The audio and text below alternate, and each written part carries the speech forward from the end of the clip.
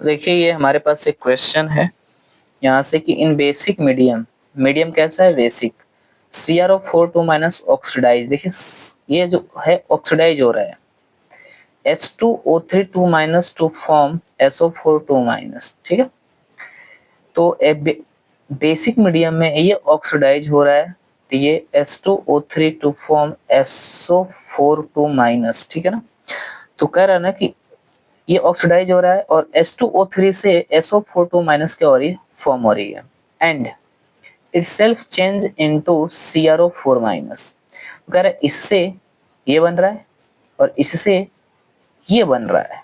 ठीक है, the volume of 0.154 molar CrO4 minus. देखो इसकी मोलैरिटी दे रखी है, यानी एमोन दे रखा है, required to react with 40 ml of 0.25। देखो ये V2 है और ये M2 है। तो गिवन क्या है यहाँ पे, गिवन है आपके पास M1 है आपके पास 0.154, V1 आपको निकालना है। ठीक है, करंट द वॉल्यूम, V2 आपके पास है 40 ml और M2 आपके पास है 0.25 मोलर। ठीक है, अब थोड़ा सा रिएक्शन की हम बात कर लेते हैं। ठीक है, देखो ये रिएक्शन है CrO4 माइनस किस मीडियम में, बेसिक मीडियम में, प्लस ये क्या है H2O3 माइनस। देखो तो ये किस में चेंज हो रहा है, इसमें CrOH का होल 4 माइनस, प्लस ये किस में चेंज हो रहा है SO4 माइनस। इसका ऑक्सीडेशन स्टेट निकालो तो 4 दूना 8, 8 में हो जाए कितना +6, इसका निकाल लो, ये हो जाएगा +4। ठीक है,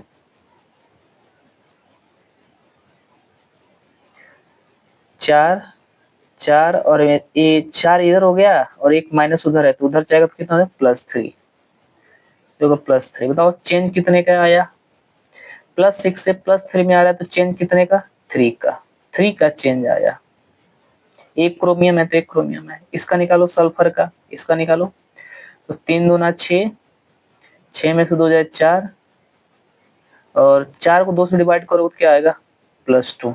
यहाँ निकालो 4 दूना 8, 8 में 2 जाए 6, ये हो कितना हो गया +6। बताओ चेंज कितने का, +2 से +6 में गया तो चेंज कितने का,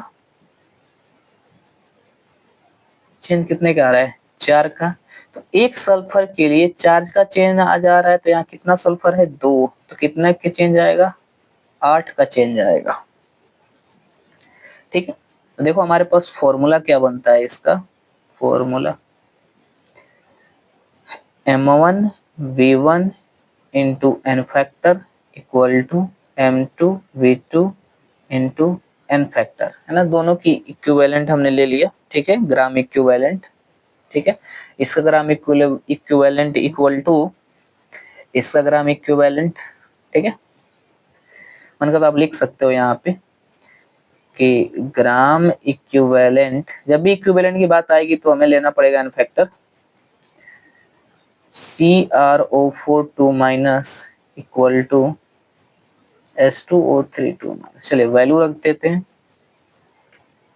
तो M1 का वैल्यू है 0.154 इंटू V1, V1 तो हमें निकालना है, into n factor, n factor कितना आया 3 इक्वल टू M2, M2 कितना है 0.25, V2, V2 कितना है 40 इंटू n फैक्टर कितना आया 8।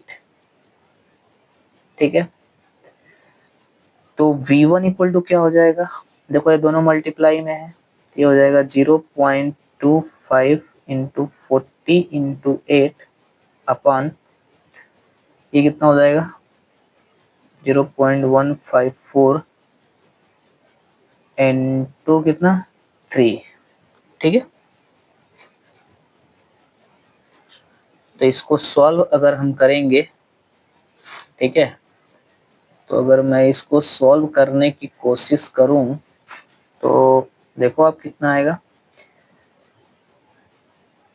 देखो 2 डिजिट यहाँ है, 3 डिजिट यहाँ है, ठीक है। तो ये तो कैंसिल हो गया, तो कितना हो गया 25, एक जीरो ऊपर चला गया। तो ये कर लो 400 इंटू 8/154 इंटू 3। तो अगर हम इसको सॉल्व करें, ठीक है, तो अप्रोक्सीमेटली कितना आ जाएगा ये 25 चौका 200, मतलब ये कितना आ गया 2000 इंटू 8/, 3 चौका 12 कर दो, हासिल 1, 3 5 15, 1 16 का 6, हासिल 1, 3 3 1 4, 462।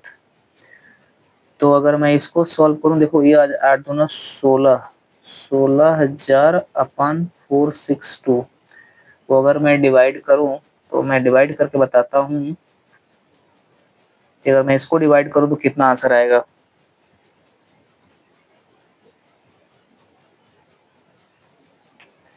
तो ये अप्रोक्सीमेटली आ रहा है 173.6। तो हम इसको क्या लिख सकते हैं 173,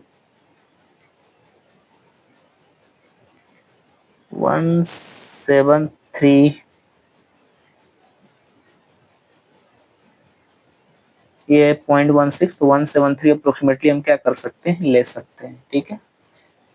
तो ये जो वैल्यू आ रही है, ये जो वैल्यू, ये हमारा क्या है, आंसर हो गया।